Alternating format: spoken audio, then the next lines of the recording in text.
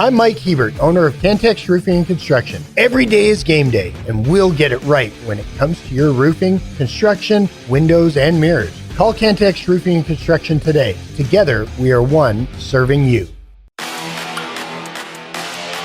Bringing you the truth, or something like the truth. This is the Bottom Line Podcast from 100.7 The Score.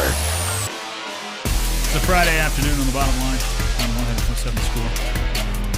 100.7 The Score mobile app. Chois, Woodman, Matt Estenson, Roman Hernandez on with you from the First United Bank studio.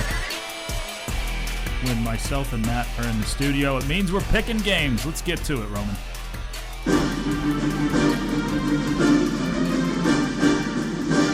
All right.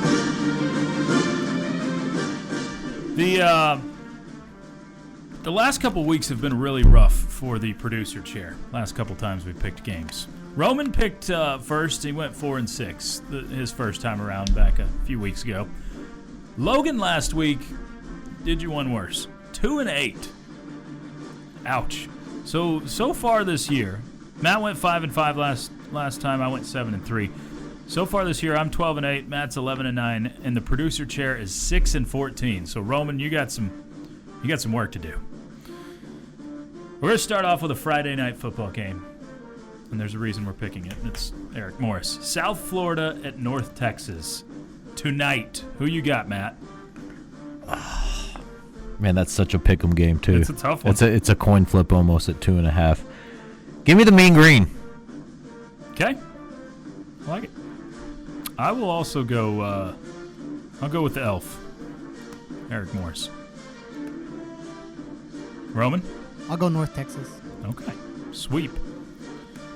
Bama at Mizzou.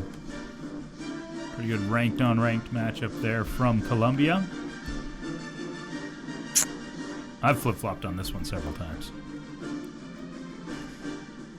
I'll go Alabama. I don't want to. I want them to lose because I feel like they're just going to keep staying ahead of Tech no matter what happens. We're simpatico so far. I'm going to go Bama as well. Okay. I'll root for Missouri, I think. Oh, I will. I'll absolutely be rooting for the but Tigers. Yeah. Someone's got to do it. I will pick Missouri. Look at him. But you know what scares me about that game is that I could see if Missouri has a blowout win, them being like, oh, well, yeah, let's just switch them they'll up. hop them. Yeah, they let's will just jump absolutely them. hop Texas Tech. Yep. And that's why I'm like, might as well just be Alabama in front. No, I can't. I don't want it, but I think Alabama will win. Fair enough. I got to get back to the front of this. Indiana at Oregon. 7 versus number 3 in Eugene. Oregon. I'll go Oregon. This one's an easy one to me. I will also go Oregon. Okay.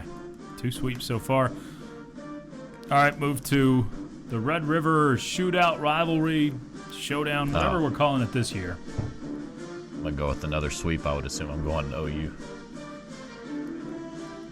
I had Texas picked in this game prior to the season? The Mateer news being announced that John Mateer is going to play in this game. Okay. I almost always pick the opposite of who I think is going to win in this game. Okay. And that's what happens a lot, but I'll go with Oklahoma this time, which probably means Texas is going to win. I'm taking Oklahoma. I think Texas offensively is so terrible. I think Oklahoma can put up 24 points and probably win the game. They might. I don't think OU's offense is that good either. But their defense is really good. Yeah. Their defense is really solid. All right, moving on to some Big 12 ball. We're going to Iowa State at Colorado. The Cyclones get right. Give me the Buffaloes. I knew he was going to do it. Might as well just say Sco Buffs. I'll take Iowa State on the road. Won't be easy, but I'll take them. I'll go Iowa State. Okay, Iowa State there as well. TCU plays at Kansas State. There's a lot Why'd you have to go this game? Tight lines here. Just pick with your heart. No need to use your head. No, because I want to be back on top. Give me TCU. Oh, that's gross. Yeah, I agree. Almost threw up saying it. This is one that I had picked the other way as well. I had Kansas State until the Dylan Edwards news came out last night. They have looked terrible when he hasn't been in their backfield. So, give me TCU. They've looked terrible all year, regardless of who's in their backfield. It all starts with Avery Edwards. Yes. I'm taking TCU. We've been rather boring today. Lots of sweeps. BYU at Arizona. Undefeated. On the road. Give me Arizona. I'm going to be like you again. Arizona. What? Trying to set you up to separate yourself from me. I had AZ already in this one. I'll go BYU. Okay. There we go. Not giving me any chances to pull ahead of you. I know. Any. Arizona State at Utah. Is he out? Doubtful is what he's listed as. So I take that a doubtful list on a Friday as out, but who knows? Give me the Sun Devils. Okay. Different. That's different. You going with Utah? I'm going Utah. Okay, it's an 8.5 point Utah. It is. That's pretty. That's pretty big. Now this was a 5.5 point line before the news last night. So I'll go Utah.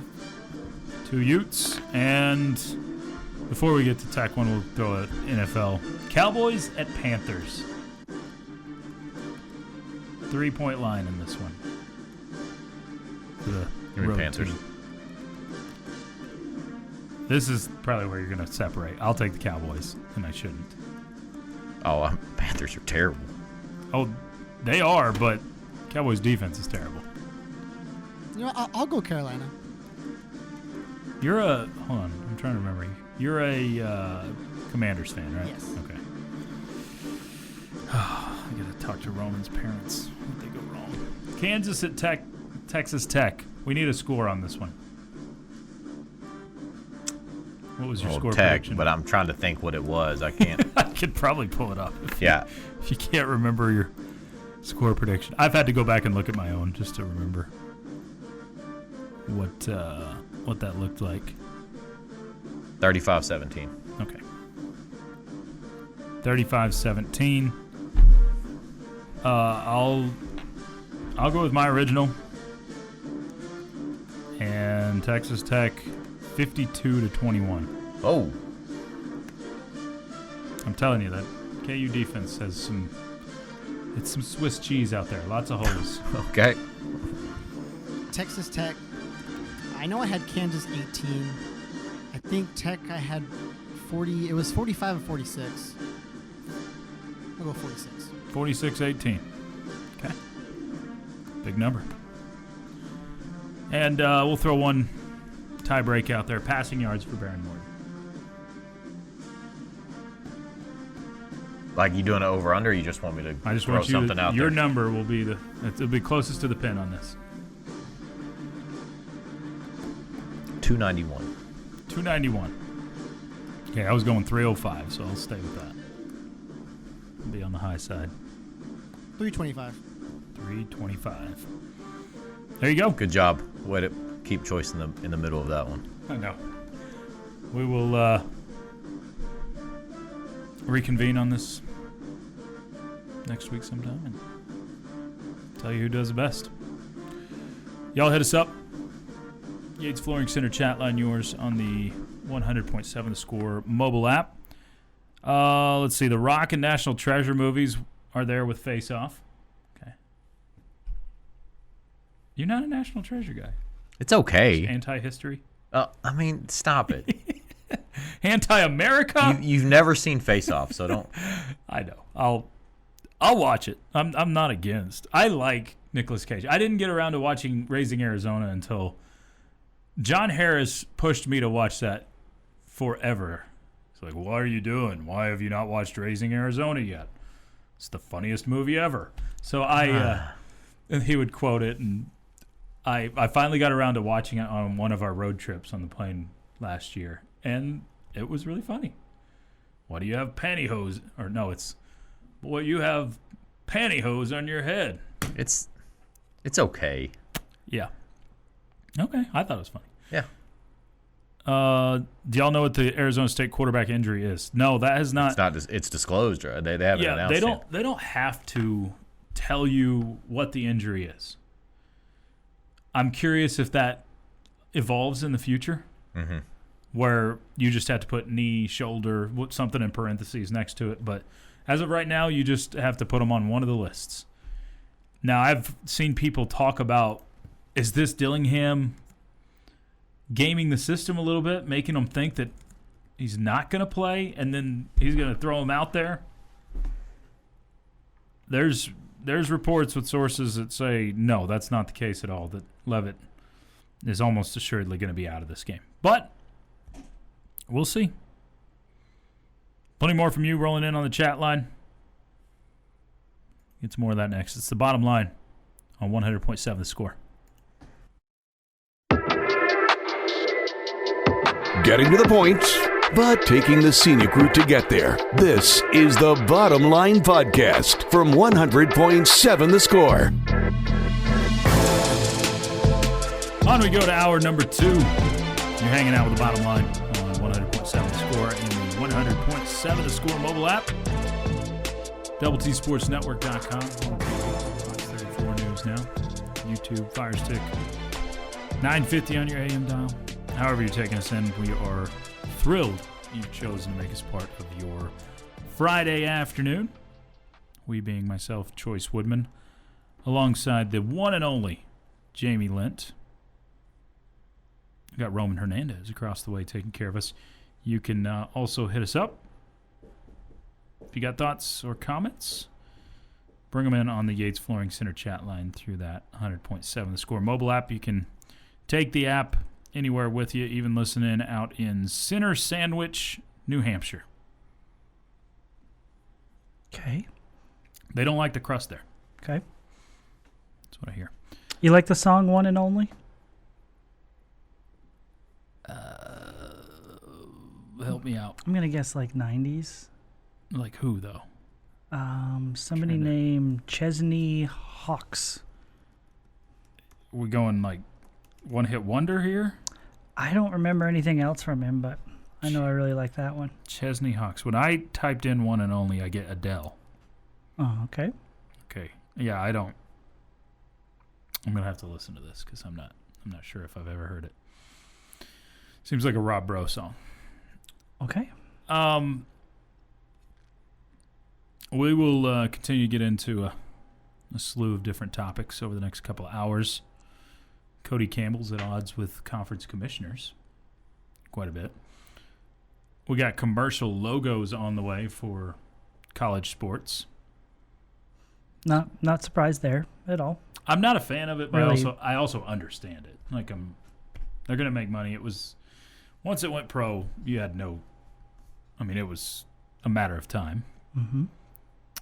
We'll of course talk Texas Tech and Kansas. Get into the Big 12 slate. Some interesting injury news over the last 24 hours that's affecting games. Banana ball. Banana ball. You gonna go watch Savannah Bananas? Nah. Oh, okay. I think it's great. I think people have fun with it and they enjoy it, and all the above. It's just not for me. That sounds 100% accurate on that. Yeah, no, it's. I mean, I think people really like it. You see how they're selling out stadium after stadium after stadium. I think it's great that they're coming. I think it's great that they're coming to our area, and I'm sure they'll sell out. I hope that that it ends up in Jones Stadium at some point. They do it at football stadiums, so. Oh yeah. Yeah, I was kind of jealous when I saw Kyle Field is going to be one of them. Are they allowed to walk on the field? I guess so. Wow. Interesting. Did they get onto you for that at some point in the past? No, but they're obviously very particular about it. They got a bunch of dead dogs in the end zone, right? I don't know where they bury them. I thought that's what they said. Maybe that's just legend. I don't know. Yeah, I don't know. I just It's know hard to keep up with all the sheep and the dogs and all that stuff that's going on at A&M, so I don't know. I don't know what's true and what's not. So. I do not know. Yeah, I thought they buried them, all their reveilles in the end zone, but maybe that's just urban legend. Do we bury all of our horses somewhere? I don't Anywhere think particular? No? Okay. I don't think so. All right. Well, I hope that they're I think they somewhere just- treated with respect. I think they send them out to pasture. Okay, but eventually they have to pass, I assume. Yeah, but I think I don't if think they're property of the you're a university. masked rider horse, I don't know that you live forever. I don't think that gives you like the golden ticket. No. I know this is not a masked rider horse. I know my mother-in-law got a horse from Tech when it was one of the Ag Sciences research horses or whatever. Okay. And it's time, so basically they gave it to her to Let it as live the out as nursing home, basically. Yeah. Which Okay. it's still alive and all that. Cool. Abe is his name. Abe. But yeah, I don't know what they do with the masked rider horses. But where do we get to? Oh yeah, Aggies and not walking on the field. But your Eagles had a bit of a struggle last night. They did. That looks like a very distracted football team. That's a perfect word, because that's what it looked like last night and has kind of this season. They've gotten away with it in some wins, but they've got they're banged up on defense, but their offense just looks I don't know, all sorts of drama going on. Lane Johnson, the right tackle, said in post-game commentary that one of the keys to improving the offense is to be less predictable. I hate when people call out teammates or coaches, publicly. I couldn't agree with them more. I think that's their biggest problem right now is who would have ever thought that losing Kellen Moore would hurt a team. But, offensively, they just... Who's calling the plays for them? I honestly don't know. I think it was their old quarterback coach. Okay. Yeah. I don't think Kellen Moore's a bad coordinator. Yeah, no. I'll agree. He's the Saints head coach right now? He is. Okay. Mm-hmm. Yeah, I mean, when they did the tush push 5 times in a row... I think it was 4. 4? Yeah. Got to keep me honest. 4 times in a row. I think lies just come out whenever I want to talk about the Eagles in general. I don't even mean it. No, they're not lies. Those kids really do hate Santa Claus. But the 4 times in a row tush push, can we just start calling the false starts when they happen on this? Like, that's my problem with it. If they're not going to be able to officiate it correctly, then it does need to go away. That doesn't make sense, dude. Because the officials can't do their job, we have to punish the Eagles. If it's too how about we difficult make the Eagles? How about we make the officials get it right? I agree with your point initially. I mean, it feels like half the time they do it, someone's jumping just before. Yeah. I don't know that it's half, but it's a lot. There's no question. It's happened a bunch recently. I think it actually is more than half. Yeah, I think they've shown it. Like, there's people out there that are breaking it down. Yeah, that have a lot.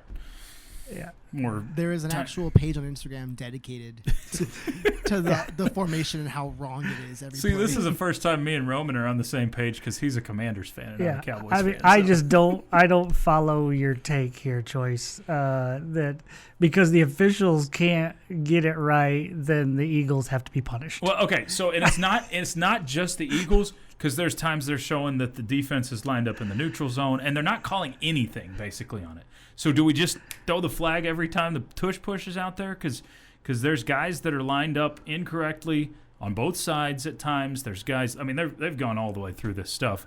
So we just need to see a lot more flags on this? Or is it too difficult to officiate is the question. I think officials should get better. Okay. Yeah, I mean, I don't... Sneed, this is him saying it. It's not me. Yeah, if they're doing it wrong, they need to get better. Yeah. I don't know. Again, So it's just as simple as that. Just throw the flags when they happen. Okay, so you know it's happening a bunch, right? So if you're an opposing head coach, what do you say? Hey, make sure you look when they do that tush push. It did seem like Daboll was doing that. Make sure you pay attention to make sure they don't jump off sides. So one of you officials be focused, or more than one on each side. Yeah, you guys got to be focused. I mean, there are 2 that are supposed to be looking for it. Yeah, I mean, I don't. I mean, I agree that it's officiated poorly, but I don't think you need to punish the Eagles for that. Fair enough. I was not a ban the tush push guy until I saw how many times that there is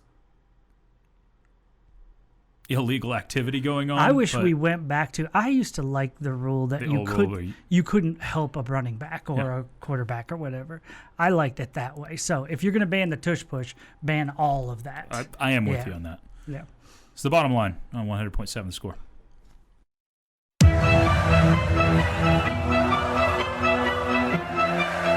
Bringing you the truth, or something like the truth. This is the Bottom Line Podcast from 100.7 The Score. It's a Friday afternoon on the Bottom Line, 100.7 The Score, double2sportsnetwork.com, Chois, Woodman. Jamie Lent, yours from the First United Bank studio. You'll keep those comments coming in on the Yates Flooring Center chat line. We'll return to a few of those here in a moment. But right now, it's question time. Time now for Jamie's question of the day on 100.7 The Score. Brought to you by someone not named Jamie and presented by Connecticut of West Texas. Life's hard, your water shouldn't be. Jamie, Roman, our fine listening audience. Might be playing with fire on this one, but we're gonna ask it anyway. Which is more likely at this point? Texas Tech losing a Big 12 game or Oklahoma State winning a Big 12 game? Which is more likely? More likely to happen. Tech getting a loss or Oklahoma State getting a win?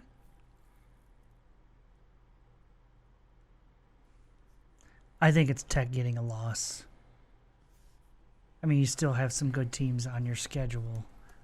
I just think Oklahoma State is in a world of hurt right now. You know, I think my answer before that news, before they're playing a receiver at quarterback, probably would have been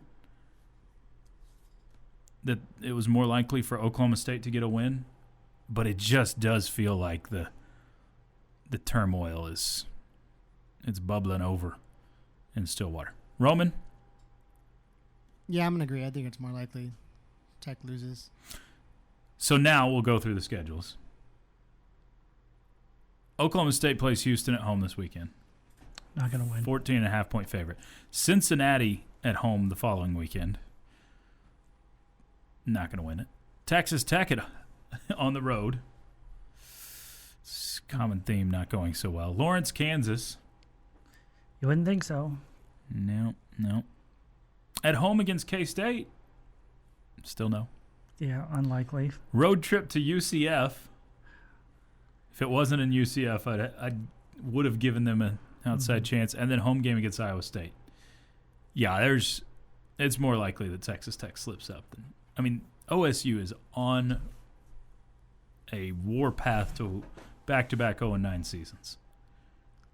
18 consecutive losses in Big 12 play. How in the world have they fallen this fast? That is such crazy. fast The fall. world of college football changed dramatically. But that's still, regardless of change, that's still such a dramatic drop-off. No doubt. Crazy for it to be that much, for it to not get a single win for 2 years. Mm-hmm. Yeah, I think – because I think I look and I'm like, man, best chance I'm giving OSU over that stretch is maybe a 35 or 40% chance in one of those games to win. There's a couple of different games for Texas Tech left on the schedule where I'm like, they'll probably give you a 65 or say a 35 or 40% chance to lose. To lose, yeah. A couple of different times. So that's the reason I go that route. But, man, OSU fans, like, how do you feel at this point? I'm serious because, Jamie, in our lowest moments, I try to sit here and think the last 10, 12 years around here there's been rough moments. But your roughest moment has been 4-8. Yeah, never anywhere close. You hit 4-8 two different times, and that felt terrible. Yeah, it was. I remember, just feel terrible. It was terrible. It was. Oh, I remember the first time you didn't make a bowl game. basically in my lifetime, or you didn't qualify for a bowl game, basically in my lifetime. That's what it was, is Tommy Tuberville's second season. I kind of, grew up thinking as a Tech fan, it's our God-given right to go to a bowl. That was the worst season you had. Mm-hmm. The worst you ever did was 6-6, and you go to bowl games. That's what you do. So you've never had lows like Oklahoma State is experiencing now, or Baylor went through for a really long time, or Kansas State went through back in the earlier years in the 90s, and Kansas. Before Bill Snyder. So I am thankful we've never had to experience that, because that is, I can't imagine, especially coming from the highs that Oklahoma State has been at. We've experienced it in basketball, right? We had an over season. You're right. Almost. You won one game that year. That's right. Billy Clyde's year, you won one game against Oklahoma that year. Okay. I remember it because Billy Gillespie cried in the press conference. Do you remember that? Yeah. So he thanked us for not being too hard on his team. He did. He did. Were you in that room? Yes, it was awkward. I was there too, and I'm like, this feels weird. Yes. Feels so weird. Awkward. Yep. Wasn't Dillingham spraying water on Levitt during practice this week? Yeah, I saw videos of that. Apparently they're expecting storms there in Utah, at Utah. What if he got the grass too wet and made him slip and hurt his leg? Or he's allergic to water, maybe? Broke out in hives or something. Allergic to water. Isn't that a rabies thing? Rabies? Isn't that... If you have rabies, you're allergic to water? Hydrophobia, I think. You're scared of water. Okay. Am I just misremembering that? I think that's a real thing. Like, you can't drink water. If you have rabies. I'm sure I'm... Aquaphobia is what it's called. Aquaphobia? Yeah. There's one that says hydrophobia, too. Yes, hydrophobia, fear of water, is a classic symptom of rabies. Specifically the furious form. What's a furious form of water? Which is caused by the virus triggering painful spasms in the throat and muscles when a person tries to swallow water. Okay. I never want rabies. That's a tough deal right there. I think I'm going to stop holding random animals. Old Yeller term. You're also thinking of a gremlin. I know what that is. Yes. No, they like the water. Water just makes them multiply. And it turns them from the nice ones to the mean ones. No, that's eating after midnight. Oh, okay. The water Remember, didn't do that. The water multiplies them, but the... okay. I mean, we got 90s movies on. We got Terminator now. We might as well just go to Gremlins next.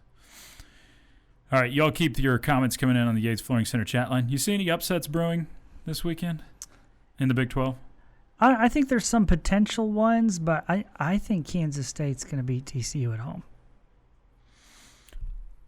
I would have had that before the Dylan Edwards news. Mm-hmm. I picked K-State before, and then now I'm backing on that because I just don't think they're... TCU hadn't been impressive in the last couple of weeks. Josh Hoover has come back to the pack a whole lot.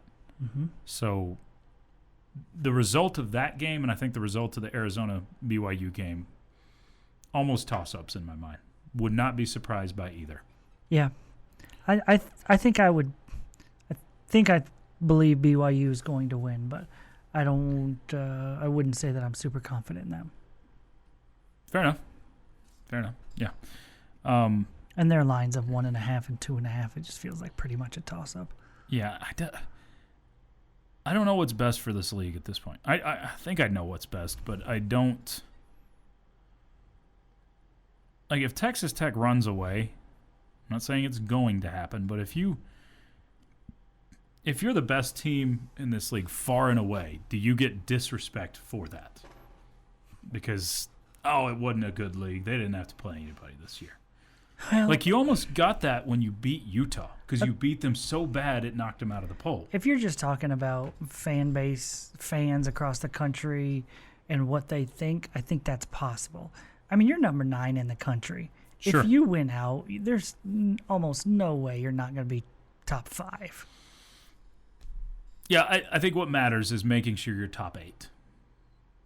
Like, that's what you want to be. You want to be top 8 because that sets yourself up to get to the next weekend. I just can't imagine a scenario where you keep winning that you're not, 5 or 4 or 6 somewhere. Sure. Yeah. It's the bottom line. I'll toss a dad joke your way next on 100.7 The Score. Bringing you the truth, or something like the truth. This is the Bottom Line Podcast from 100.7 The Score. On we roll into the third hour. Getting down to the short rows for the week. It's the Bottom Line on 100.7 The Score and the 100.7 The Score mobile app. Chois, Woodman, Jamie Lent, Roman Hernandez with you this afternoon. Y'all keep the comments coming in. We appreciate all of them on the Yates Flooring Center chat line through that 100.7 The Score mobile app. And DoubleTSportsNetwork.com. Take the app anywhere with you. Even listen in if you're out in Broadkill, Delaware. Jamie, we got a football game tomorrow. Can't wait. Homecoming. This actually feels like a real homecoming, people call homecoming whatever, It's been a while since the Red Raiders have played in the Jones. Right, so that's what I'm saying. It's been 4 weeks since you've played a game. It'll be 4 weeks between games. It's crazy. That's a long time because you had 2 road games and a bye week in between. Long time in college football to not be playing in your home stadium. But with that, you got the Kansas Jayhawks. What, if anything, gives you, I feel like, concern, nervousness, those may be even too strong of words, but what gives you pause when it comes to Kansas? Well, I mean, honestly, Choice, and I hope this doesn't come across as arrogance because I respect what they are as an offensive unit. Uh-huh. Defensively, there's no respect there. I don't think that's a good defense. And I think the Red Raiders should be able to keep Jalen Daniels off the field with their run game. So I think the biggest thing for me here is the thing that gives me worry or pause or whatever is just to make sure that you're not looking ahead, towards Arizona State, or that you're not, or that you're not looking back and taking all the pats on the back. You're a top 10 team, and all we've done this week is talk about the possibilities of Big 12 championship games and college football playoffs and seeding in the playoff and all that kind of stuff. I know we don't matter, but you would hope that the team doesn't. If they start to listen to that stuff, then that's when it becomes a problem. So my biggest concern is just that we haven't been dialed in to this game. Which is possible. It is a possibility. Yes, I think you're a very mature team, and that's where I'm not overly concerned about that. But I think veteran leadership is so incredibly important. With every win, though, with every notch, every step closer towards that Big 12 championship or college football playoff, I think it becomes more of a possibility. No one goes through the season perfect. No one goes through playing awesome. And Tech hadn't been perfect to this point. There's still a lot left on the table. Man, that's the truth. I mean, especially when you're talking about the offensive side of things, you clearly have been a really good offense, but it feels like you've left some meat on the bone there. You could have been even better. You could offensively. But a lot of teams probably can say that same thing. The tester moment is coming for Texas Tech. Whether that be Texas Tech coming out flat and just not playing up to their standard, or another team just playing lights out against you, the testing moment is still to come for this team. And you had a good test in Utah. I mean, that was a good test for a good chunk of the game. You stretched it out at the end. And sure, we look back at it and go, was it a good test or not? Because we blew them out so much. If it had been closer, there wouldn't have been any doubt, right? Hey, you won a great game on the road against a really good football team, and you beat them up so bad, and you feel like you could have, should have beat them up worse, and you're like, okay, were they that good? Yeah, so... I mean, I still think they are. I still think they're one of the top 2 or 3 in our league. Yeah, I think Utah, ultimately, if and when they win tomorrow against Arizona State, if Leavitt's out, I think they've got one more real test, and that's BYU, and then I think they may be playing you again in Arlington. We'll see, but maybe you had a good test there, But the question, the mark of the really good teams, the teams that separate from good to great, is being able to win when you don't have your best stuff. So whenever that is, if that's tomorrow or another day, that'll be showing whether Texas Tech is an elite football team or not. I think tomorrow in particular. Let's hope that we don't have to worry about not having our best stuff. I hope so too. Yeah. I hope that's the case. I like our good stuff. Or it comes out against Oklahoma State and you still wipe the floor by 30.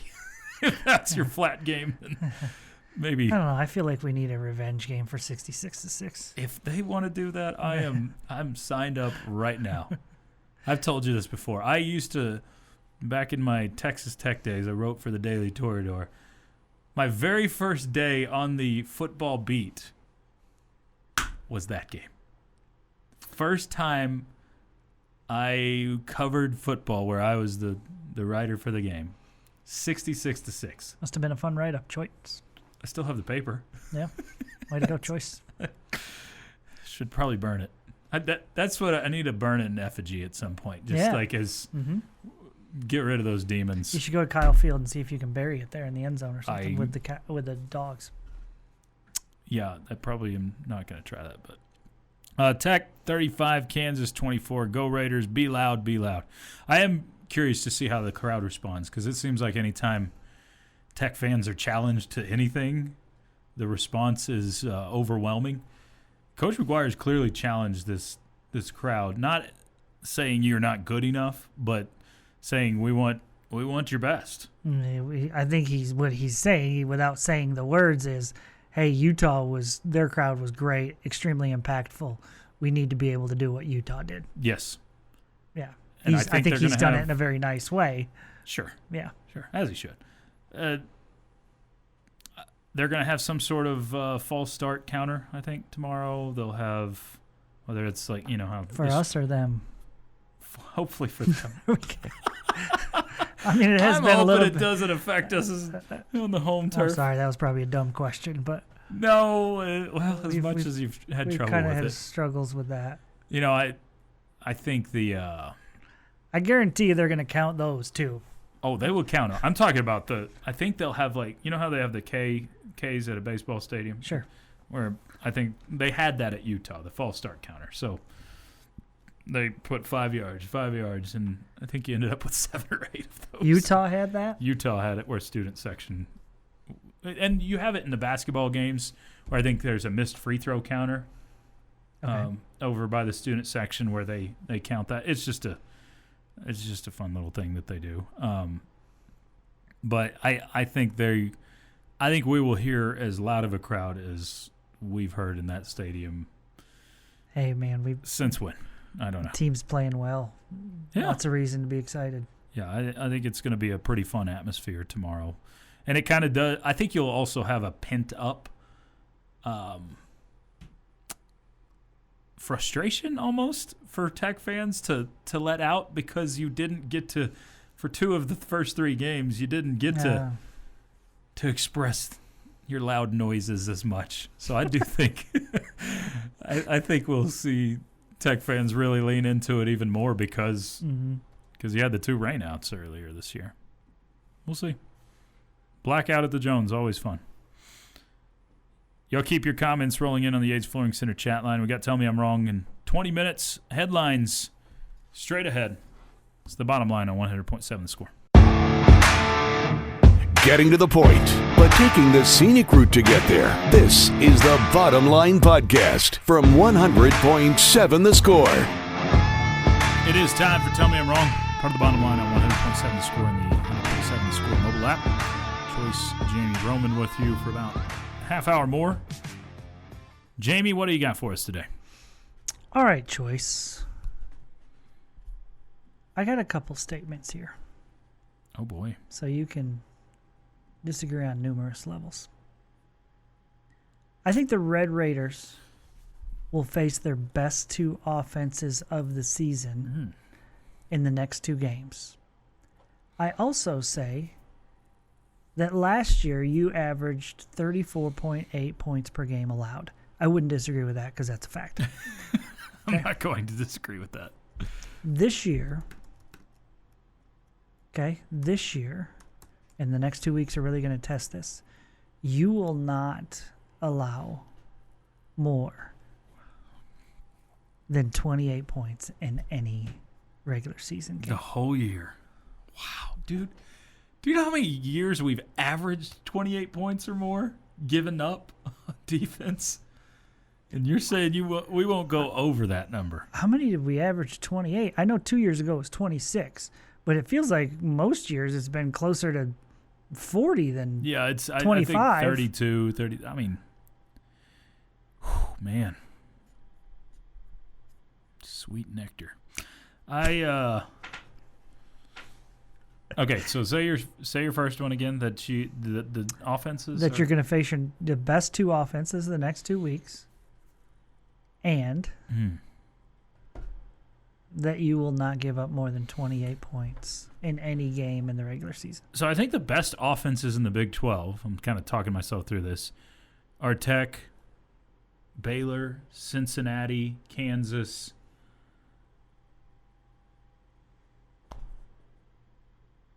TC was kind of there, but I don't know if I'm putting them there anymore.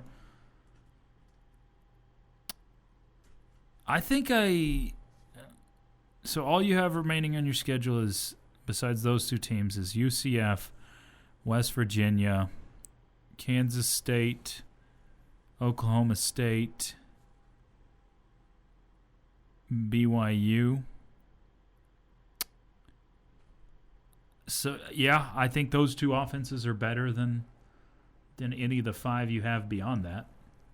So I will agree with that one. With a giant caveat. Is Sam Leavitt playing? Yeah, no doubt. If he's not playing for Arizona State, then I would disagree with that statement. Mm-hmm. But we don't have a clue at this point. And, man, that changes the entire outlook on that game. But we'll get there next week. 28 points. It feels like even the best defenses anywhere have an off day. But I'll still agree with you, because why not? I'm going to choose Joy.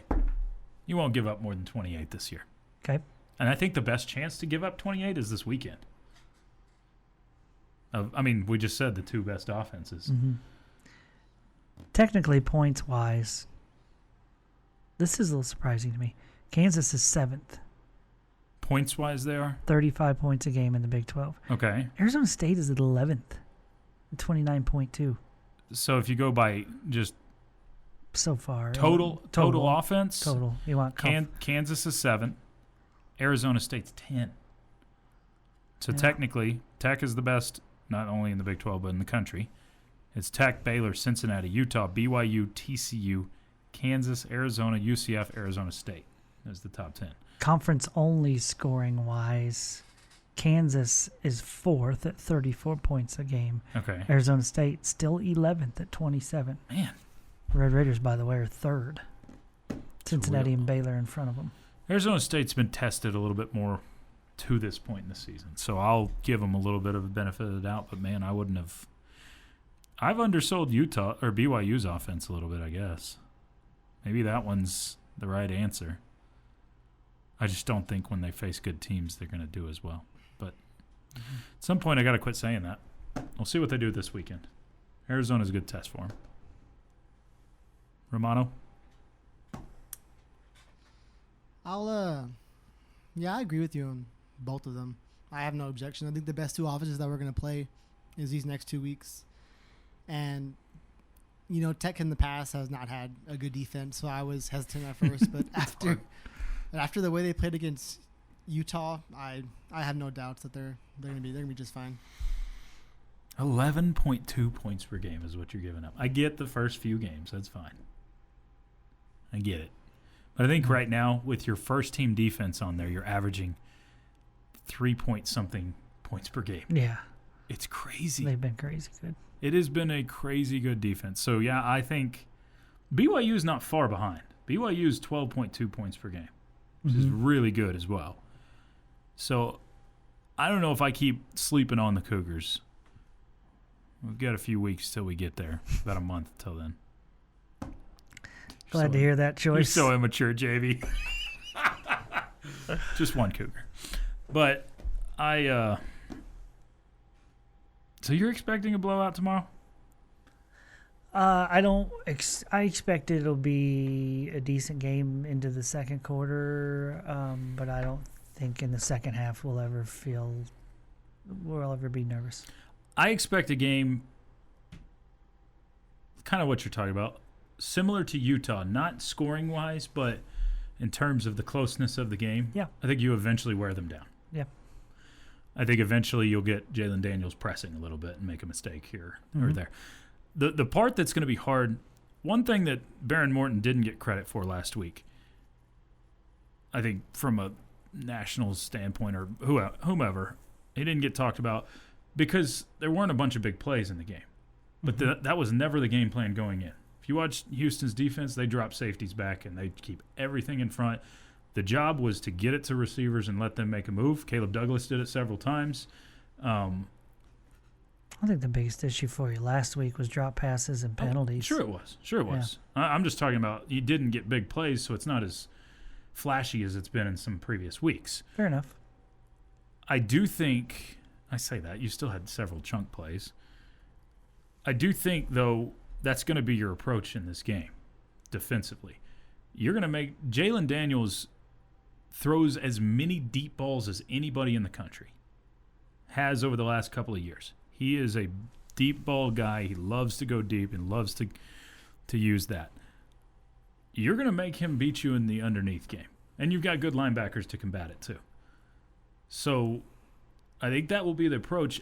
I don't think Jalen Daniels is going to be patient enough to do so. And part of throwing the deep ball also is having enough time to do it. Sure. He will not have as much time as he usually does to take his shots down the field. So you would think he would be a patient guy. I mean, it's taken him 6 years to get out of college. Think he's still working on that undergrad? I sure hope not. I would hope not too. But yeah, it's going to be interesting to see Jalen Daniels because I do believe when he is on, he can look as good as anybody. Yeah, he's definitely talented, no doubt. But there is no question in my mind he has lost games for his team as well. Not as many this year. You know, you mentioned the Kansas defense and how bad it is, and I agree. It's not a good defense. But their defense is the reason they won against UCF. In the second half, their defense held the Knights down. Yeah, they only scored 27, right? 27-20? 27-20, and they held the Knights down, especially in the second half, because the offense kind of sputtered down the stretch against UCF. Yeah. So I don't know if they turned some sort of corner or what it was. The key for Kansas this year, when they've won their 4 games, they have been much better defending against the run. But that's where I feel like you're going to have a big day is running the football tomorrow. If you gash them, then one of the reasons I don't think Kansas is going to score a lot is I think you're going to be able to keep them off the field with your run game. Yep, I think I'm right there with you. Jalen Daniels' time to throw is like 2.5 seconds, I believe, which is not a lot. Which is a lot of time, but I don't think the defense is going to give him that time at all. I think he's going to be used to having time to throw, and it's going to be different for him. He will be under duress more than he's experienced this year. Yeah, I'm with you on that. More from you on the chat line. It's rolling in. Get some of those and a most interesting fact of the day up next on 100.7 The Score. This has been the Bottom Line Podcast from 100.7 The Score. Go to 100-7thescore.com for more from the Double T Sports Network.